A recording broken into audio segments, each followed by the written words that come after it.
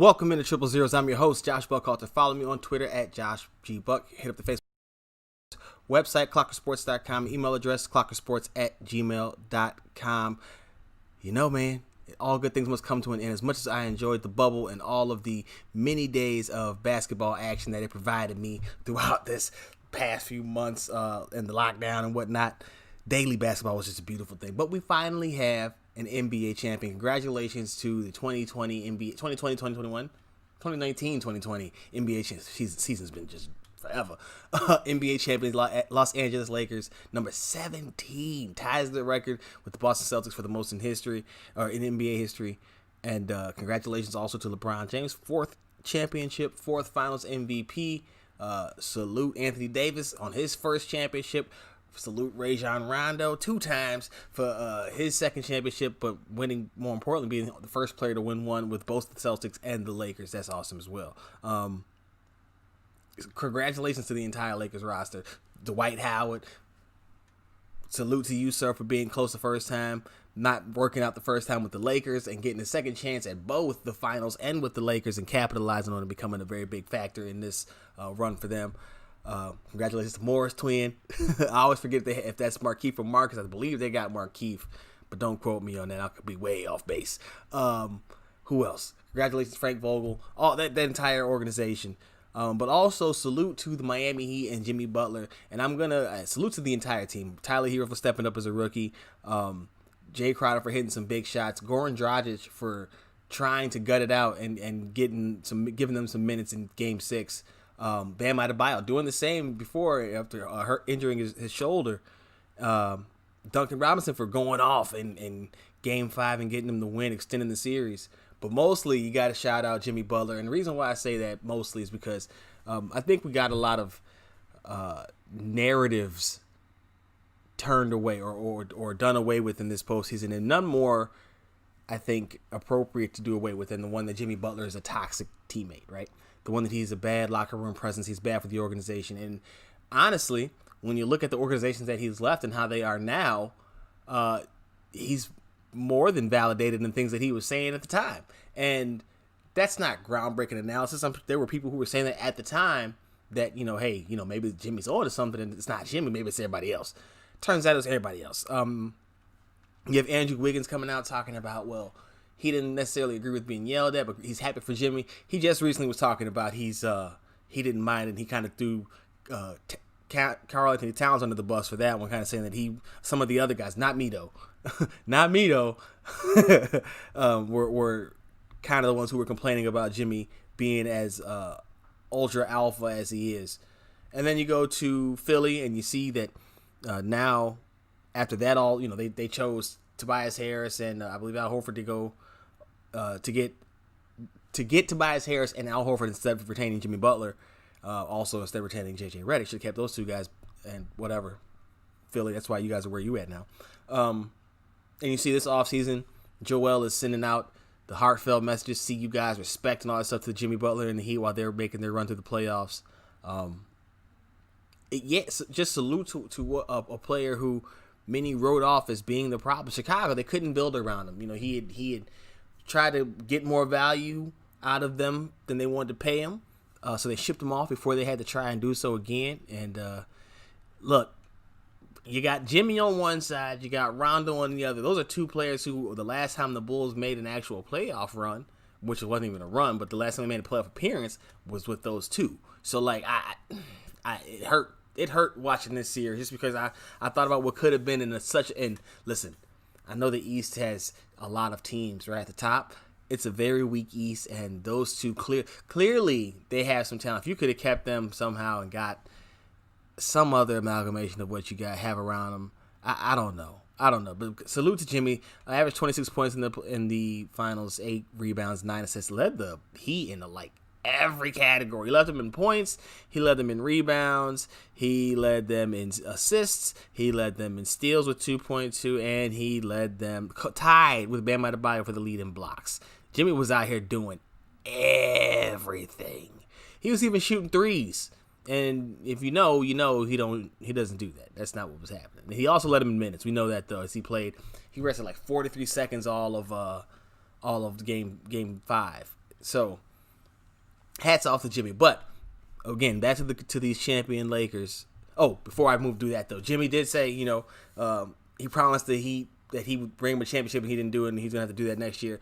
I think that speaks to again what I was saying about him being labeled as a bad teammate. Everything he's done this entire run has talked about, other than the coffee thing where he charged him $20 a cup, but they millionaires, they don't care. Has been about the team and how he likes what these guys are doing around. He's been big in promoting Tyler Hero, Bam Adebayo. That's huge. That's huge in I think luring players in. You already had the foundation in terms of Pat Riley's there. The culture is already there. You already had the location, South Beach, no taxes, the lifestyle, right?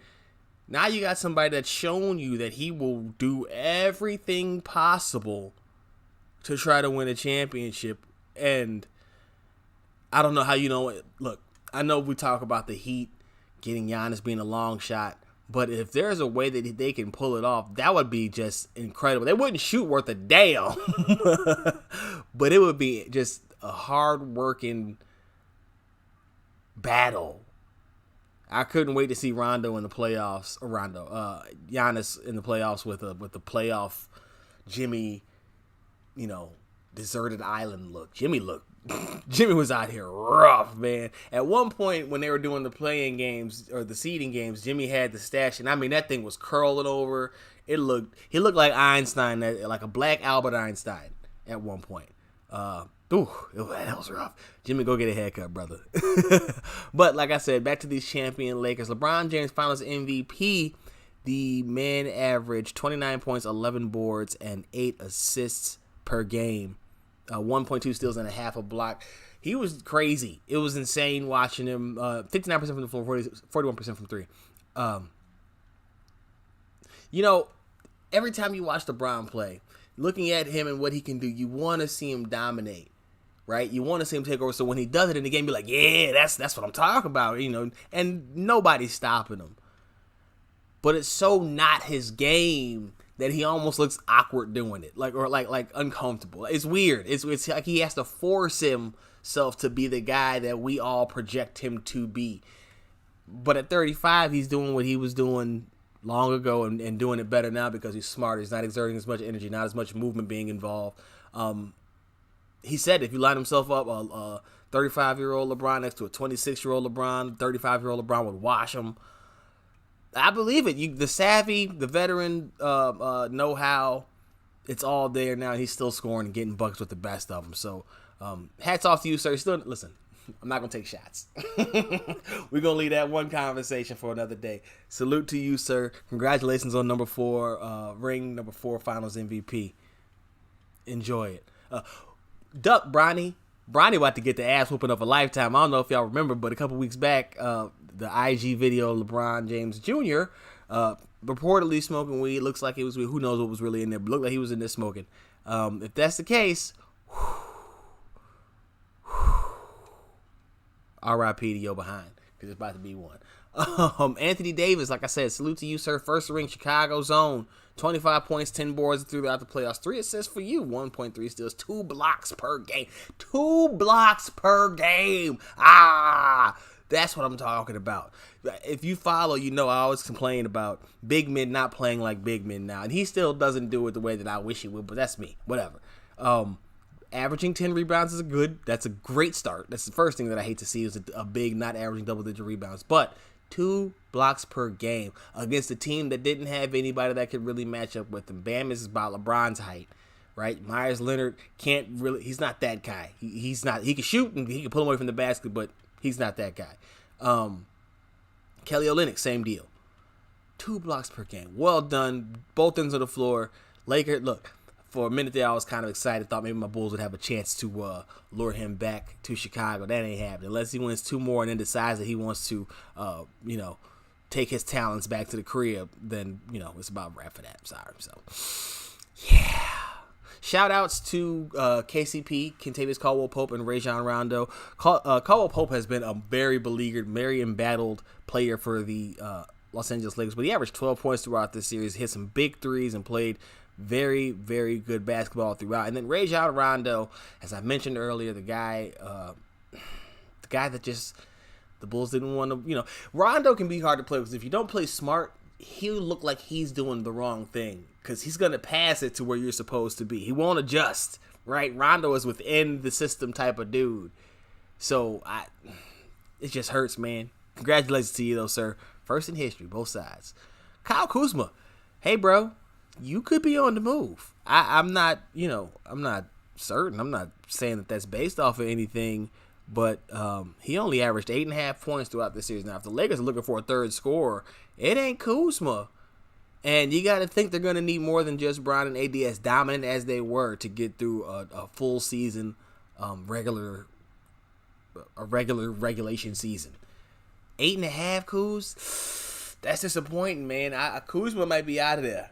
But I don't know for who, and I don't know for if that's like, I don't know if it's gonna happen. But I would think that at this point, 8.5 points is throughout the playoffs, throughout the entire finals, 8.5, and there were some games that they needed you. Yeah, that might not be a good look. You might want to be getting ready to prepare yourself for another city. Just saying, Kuz, my boy, 8.5 is not enough. And then finally, one Antetokounmpo brother did get a ring. Kostas Antetokounmpo a member of the Lakers, got his ring championship before. He's a champion before Giannis. That is going to be bragging rights until the end of days. I don't care how many Giannis ultimately ends up with, and I do something to end at least one. Doesn't matter. Kostas got his first. He is a champ. And matter of fact, it's not even just Giannis. It's the Nasses too. Yeah, Kostas got big bragging rights. Congratulations, young sir. That's what's up. Again, salute to the Los Angeles Lakers on your 6-game NBA championship. I don't put an asterisk by it. I don't know how I qualified just yet, but I don't think it's necessarily worse. I don't think it's harder either, but I don't think it's lesser than. It's a different animal altogether, but it definitely counts because everybody had to participate. So it wasn't like they had special circumstances before they got there. They all had to deal with it and go through it. So congratulations to you all. Well deserved. Enjoy these couple of months off until they right back at it in January. So gonna be a long grind for you boys next year. I tell you that much. Switching gears over to the NFL, man. Injuries are making the raring comeback this weekend. Dak Prescott broke his ankle in the Giants' 37-34 comeback victory. That was actually led by Andy Dalton. Prescott's injury is said to be a compound fracture. It's a 6-month recovery time. He was playing under the franchise tag this year, $31 million. The long, I don't want to say tense, but not very fruitful negotiations between he and the front office of Jerry Jones, Stephen Jones. They weren't trying to pay him. He wanted something like $40 million. They weren't going. Another tag, which is a likelihood, would be $37 million. That's 21.5% of the cap next year. So there's incentive to get a long-term deal done. I hope they don't try to use this to lowball him. He was carrying this team, setting NFL records for most passing yards through the first 4 games and all that kind of stuff. Don't lowball this man. And if you do, Dak, come on to Chicago, bro. I was already on that train before, but now I'm definitely on it because that's. And then seeing him, that's rough. That's rough. Now, here's one thing that I will say. People on social media are quick to say don't share the video, and that's fine. I get it, but like, there are people who don't see it and don't know where. That one's a rough one. That's a rough call. Because I get people not wanting to see it, but I feel like just scroll past it because it's a news source for a lot of people. So stop saying people don't share it because that's a lot of way people. I saw it real time. It wasn't definitely wasn't something I'm going to search out after the fact, but that's a weird thing to get fired up about to me because, like, again, it's a news source for people. So for them to not be able to find it would be kind of frustrating if you don't know where else to find it. Everything else will give you stills or give you a story describing it, but you kind of want to see what happened with the play, and the best way to do it, especially on Twitter, is to go that way. So just a random tangent, but hopefully that gets better. And the outpouring of support from around the league was very felt because you had quarterbacks all around coming out, and this is along the Alex Smith line, and we'll talk about that in a little bit. But also Teddy Bridgewater, Carson Wentz. These are guys that he can look to and try to get himself back into the mind frame to go. He's a hard worker anyway. just a rough stretch, man. Rough stretch. Just lost his brother, his mother in college. Like, dude, it's just a rough stretch. So this is a guy you hope to see get back and be better than ever. I think he will. Hopefully, the Cowboys pay him, and everything will be copacetic going forward. But, man, you just hate to see it. It was rough. Injuries didn't stop there either. Chandler Jones of the Arizona Cardinals tore his pectoral muscle in the Arizona Cardinals' 30-10 win of the New York Jets. The man's got 5 straight years of 10-plus sacks, and he's got double-digit sacks, 5 straight years of double-digit sacks. One more time for the Gipper. 5 straight years of double-digit sacks, and he's got double-digit sacks in 6 of 8 seasons. He had 19 sacks in 2019. That was just a half a sack behind the leader, Shaq Barrett, down there in Tampa. The man's a beast. Brother of John Bones Jones. Straight stud. Only had 1 sack this year, but you just hate to see that happen. That's a rough one, man.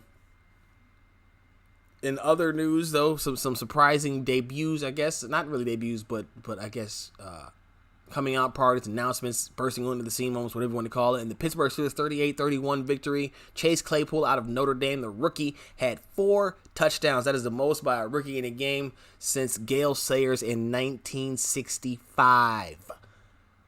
Killer moves. My man is a beast. Big boy. Looks like a tight end out there. They were moving him all around the formation. They lost Deontay Johnson early. The Eagles had Darius Slay on Juju Smith-Schuster. They should have put him on Claypool because he was killing them. And then what made it worse is he says that on the last play, the game-winning touchdown, he actually didn't know the play, and he had to ask Ben, and Ben told him. And to confirm it, Claypool says that Claypool, was making the gestures with his hand on what to do, basically showing the defense what the route, what the play was going to be, and kind of blowing it. But it ended up working. They couldn't cover it. That's really bad. That is such an indictment on the secondary and the communication that's not there that I can't even quantify, because you get Slay, and that takes away one guy, but clearly you need more than that because Claypool went off. Big game for him. I'd love to see it. His game was so big. The 4 touchdowns were such a monstrosity of a game. I'm talking about, they left him wide open the last one. But his game was so big that it overshadowed the monster game for the Eagles. Travis Fulgham, who had 10 catches, 52 yards, and 2 touchdowns. Yeah.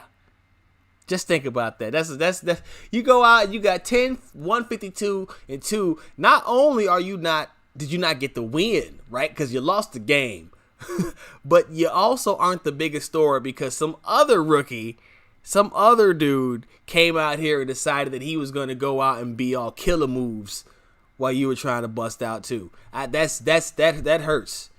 That hurts, and I feel for him.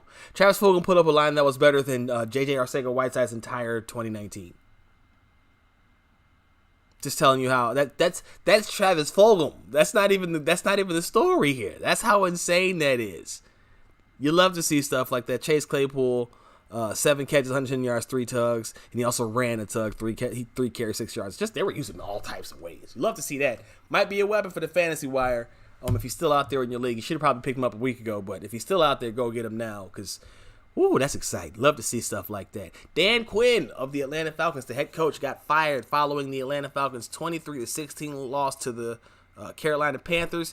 Quinn, 43-42. That's a .506 win percentage in 5+ years. He did have the Super Bowl appearance in 2017. They lost 20 after having a 28-3 lead. In case you didn't hear about that, they blew a 28-3 lead. I don't know. Maybe you've been living under a rock or in a cave or on Mars, but that happened. Also, they were 7-9 the last 2 seasons. He's only had 2 winning seasons, and that's including the Super Bowl year. They also fired general manager Thomas Dimitroff for building a roster that constantly gets injured, I guess. I don't know how he went to, because I think they built a talented roster. Just hasn't worked out in the field. And I think it's more coaching than personnel, but whatever. My only question is, what about Adam Gase and Mike Zimmer? Mike Zimmer, we'll talk about in a second. But Adam Gase is out here mad that Le'Veon Bell is liking tweets complaining about his usage in the game that the Jets lost. And Gase doesn't like. He's saying that he wishes he would come to him instead of. It was no secret that Adam Gase didn't want Le'Veon Bell in the first place. That aside, I kind of feel like this is a complaint for 2005, 2007, 2000 and before 10, before the social media boom where everybody was on it all the time, because that's just kind of the way of the world now. And this is kind of a similar story or along the same lines as what's happening in Washington with the Washington football team and Dwayne Haskins, their bench quarterback. And we'll get more in depth about that, but I want to talk about this part. He unfollowed everybody, Kyle Allen, who got the start for him, the organization, all that kind of stuff. And people are talking about how this contributes. This is part of what they're talking about, the immaturity. And some of the other stuff, maybe like bragging about your stats and stopping the grind once you got named the starter. That kind of stuff is bush league, and you deserve to be benched if that's what you've been doing. But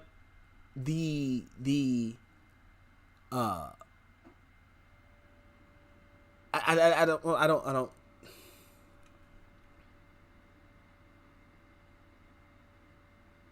Social media is how these guys communicate. Like it's kind of that simple. It just boils down to it. So I think Gase getting upset about it and saying that he wishes he would come to him is just kind of old man, get off my lawn. That really isn't going to endear him to anybody. And it's not like he's trying to do that anyway. Adam Gase is not a guy who's making many friends in his locker room, his own locker room. But yeah, I just wonder when he's gonna go. He's alienated everybody. You had Sam Darnold out there ready to die.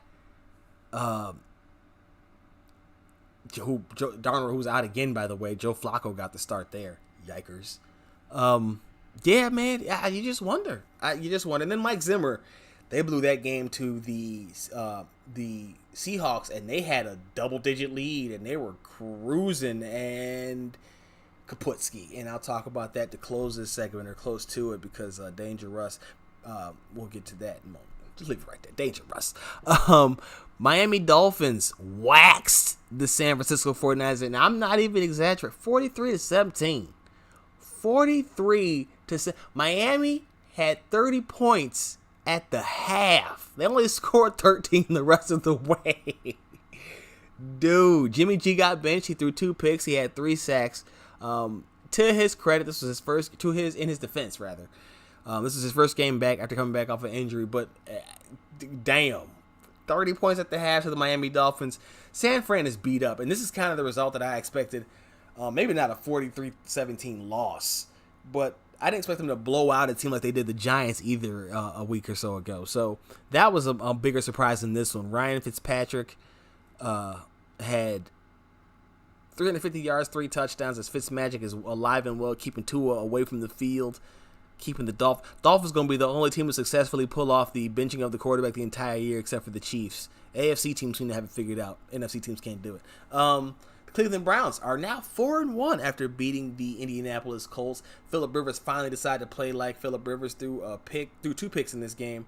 Wish he would have done that against the Bears, but whatever. The last time that the Browns were 4-1 was 1994. Their head coach, Bill Belichick. The defensive coordinator was Nick Saban. They've only made the playoffs 1 time since then. Yeah. Yikes. Good luck to the Browns, man. I totally bet against them this weekend, and I totally lost money on that game because the Colts totally let me down because Phillip Rivers is totally just out here to ruin my day. That one hurt, too, because I was certain about that one. I was like, the Browns are some frauds.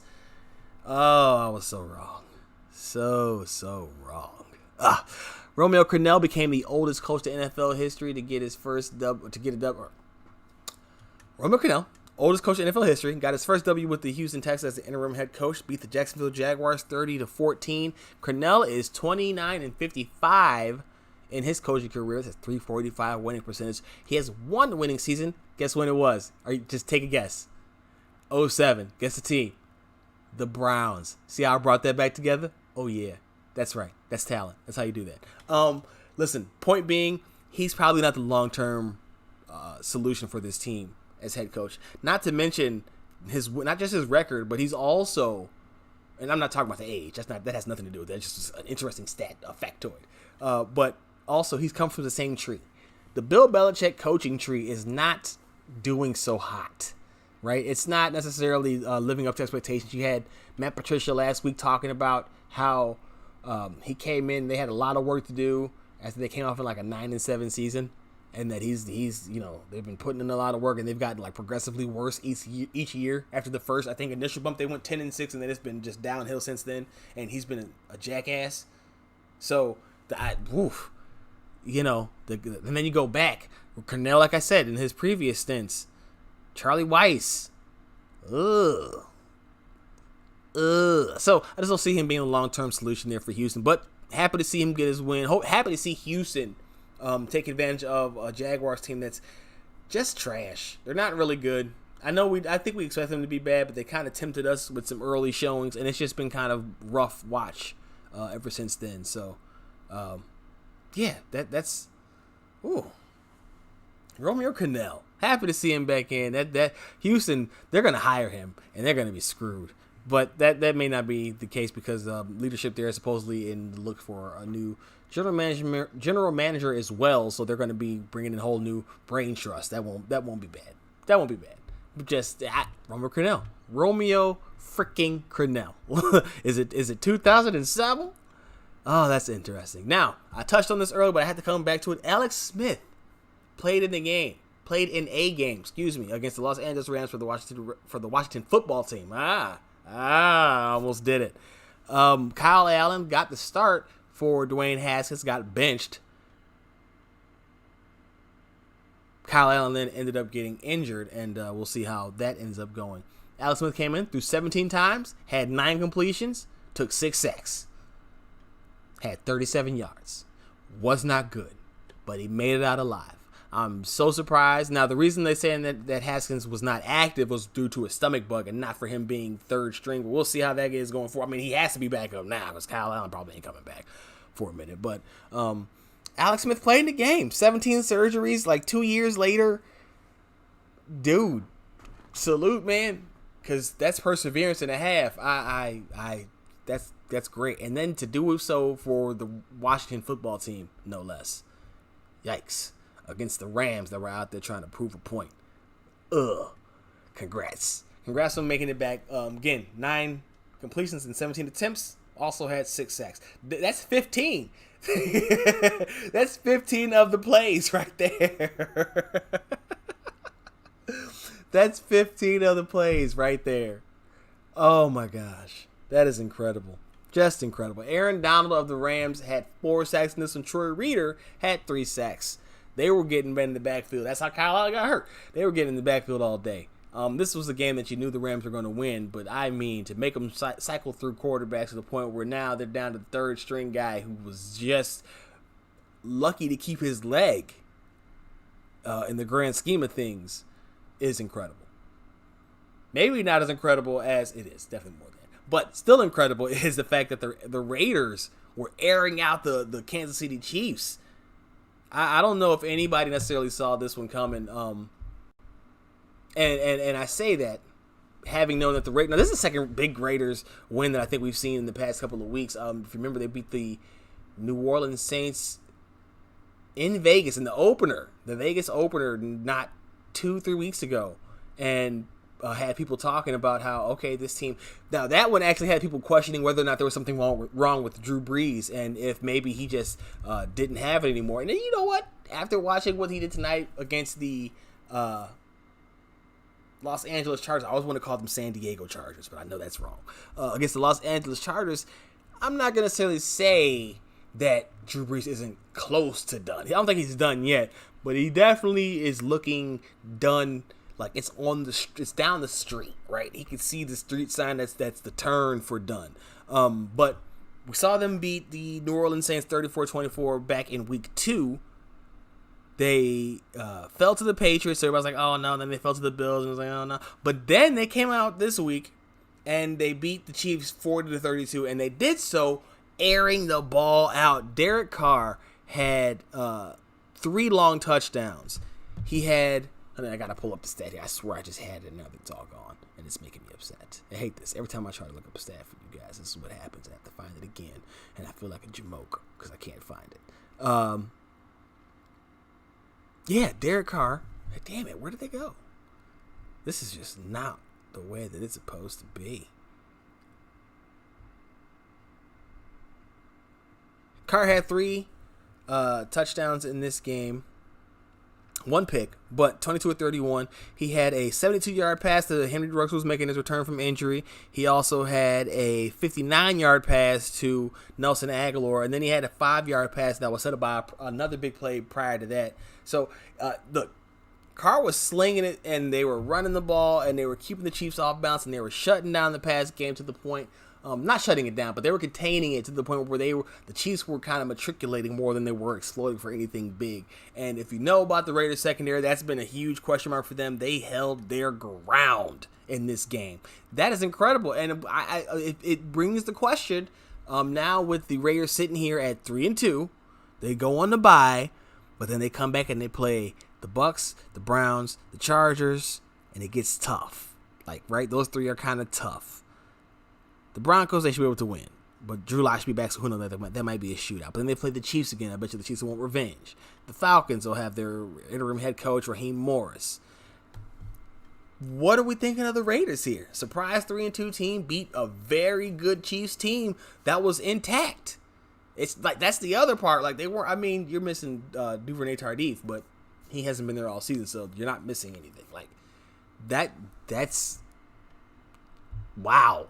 That was my stunner of the week. Was just I didn't see that having any chance. I thought that the Raiders' style of conservative ball was going to be their downfall, and no, 72-yard touchdown, 59-yard touchdown. That's some Chiefs style stuff. Congratulations! I am thoroughly impressed. They beat them at their own game, kind of, sort of, a little bit. They were harassing Patrick Mahomes. It was an interesting game to watch. Speaking of interesting games to watch, the Minnesota Vikings lost 27-26 against the Seattle Seahawks. Like I told you, that game was one that the Vikings had actually come out and had a double-digit lead in and let the Seahawks battle back through their tip. First of all, the Vikings lost Dalvin Cook at this at some point. So it wasn't like they were just they abandoned what was working for them. The broadcasters were kind of calling them that, you see that they switched up the game plan. Like, well, they switched up the personnel, and it wasn't by choice. Now, Alexander Madison still got plenty of touches, and he was running the ball very well and effectively, but he's not Dalvin Cook, and you can't throw the ball to him like you can Dalvin Cook. He doesn't have the defense respecting him the way Dalvin Cook does. So that didn't surprise me that they didn't do the same things they were trying to do that they had done earlier, that had gotten them the lead in the first place. What did surprise me, though, was the fact that they let Russ get this touchdown, like, on 4th down. Like, this defense has fallen so far. It's stunning to me that they can't seem to get it to work out. So, they had a 13-point lead. They let Seattle score 21 points in the third. 21 in the third. Minnesota's going to have to figure something out. That's why I said Mike Zimmer might be on his way out too, because it's just not looking great for him. Kirk Cousins, another pick, 2 touchdowns. He played better, but you got 112 yards out of Madison, 65, and a touchdown out of Cook before he got hurt. It's just not enough, because you got Russ out here, 217, 3 tugs. He threw a pick, whatever. Took 4 sacks. Just making things happen, man. Just making plays, baby. Making plays. 93 yards on 6 catches for DK Metcalf. 2 tugs. Russ. Now, he's thrown picks in the past 2 weeks, and he's thrown picks in 3 of the 5 games that they played. So, but his team is 5-0, so I don't know how to weigh that. I kind of want to say that hurts his MVP chances because of the guy that he's going up against. He's only thrown 1 in Josh Allen, but at the same time, his team is 5-0. Now, Allen and his 4-0 Buffalo Bills will take on the Tennessee Titans on Tuesday after their game got rescheduled. It's a whole bunch of mess there, and I'll post a link in the comments. There's just a lot to go over with games being rescheduled. We'll go over it here too, but just in case you want to catch up on all of what's happening with all of that stuff.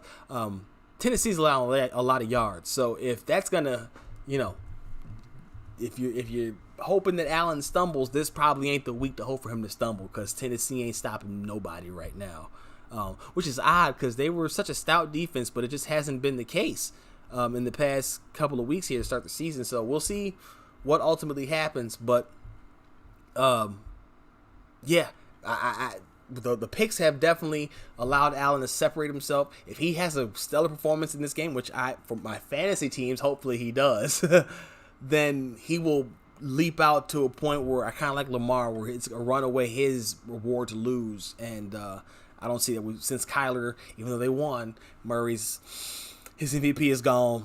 It's gone, fam. Josh Allen's like the runaway leader for the MVP ahead of this game, obviously, until we see what happens there, pending the results of Tuesday's matchup with the Tennessee Titans, who haven't practiced in damn near a month. So, in case you're wondering what makes me so confident that Allen will produce, there it is. Justin Herbert became the first rookie to throw 4 touchdowns on Monday Night Football as the Los Angeles Chargers fell to the New Orleans Saints 30-27. You know, I kind of feel for the kid because everything he's done so far has been close to right. He's thrown picks, yes, in 2 of the losses. But the other 2 losses, he's now 1-4. The other 2 losses have been just the wildest of circumstance, from having the kick go off the goalpost that ended up that would have ended this game, but because the kicker Michael Badgley missed it and went off the goalpost, they ended up going to overtime. He threw a pick. You had Keenan Allen fumble a couple of weeks ago. It's just been rough, man. Like, dude can't catch a break, and he's gone up against some of the better teams in the league. He went up against Tampa Bay, against Drew Brees, obviously. It's just not been easy. And then on the other side, Drew Brees and those boys, they needed this one. They definitely need this one. They're not 3-2, but they were at risk of falling down, and Drew had another slow start.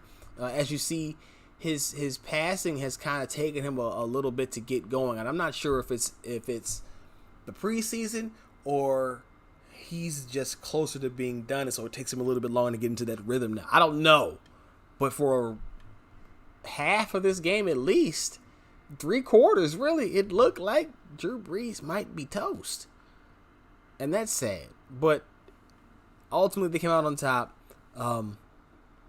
Yeah, you just feel bad for the Chargers, man, and for Herbert, he's just trying to get a W, and he was so close. But the Chargers lost Keenan Allen in this game, another injury to a team that's been beat up by him, and got ultra-conservative and ultimately lost the game, and that's how that happens. So hopefully they learn from that and they get a little bit more aggressive throughout next time, and they get this kid his first one, because he definitely deserves it. I like him. I definitely like him. And then talking about it, like I touched on earlier with the rescheduling of the games, Tennessee now has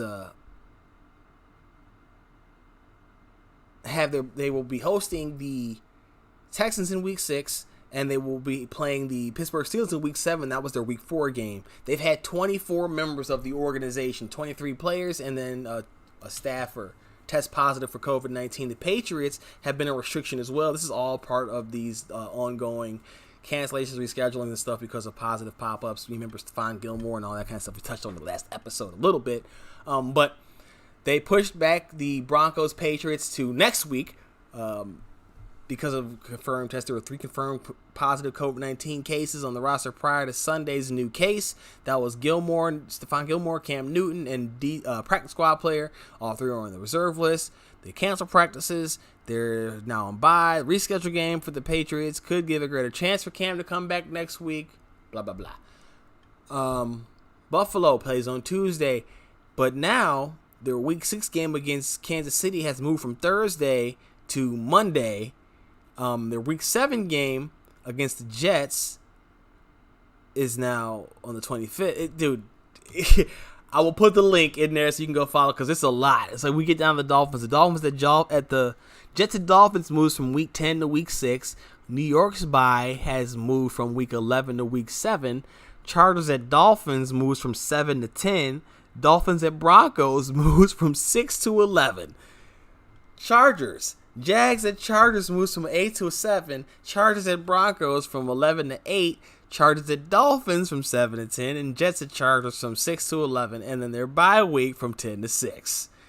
Damn, and there's more. This is ripple, and we're, like I told you, I said this a couple of weeks ago, we are on a slippery slope here. They better contain this thing quick, or it's gonna go to crap real fast, and they're gonna have to pause. And I don't think anybody wants to do. I don't want to see it.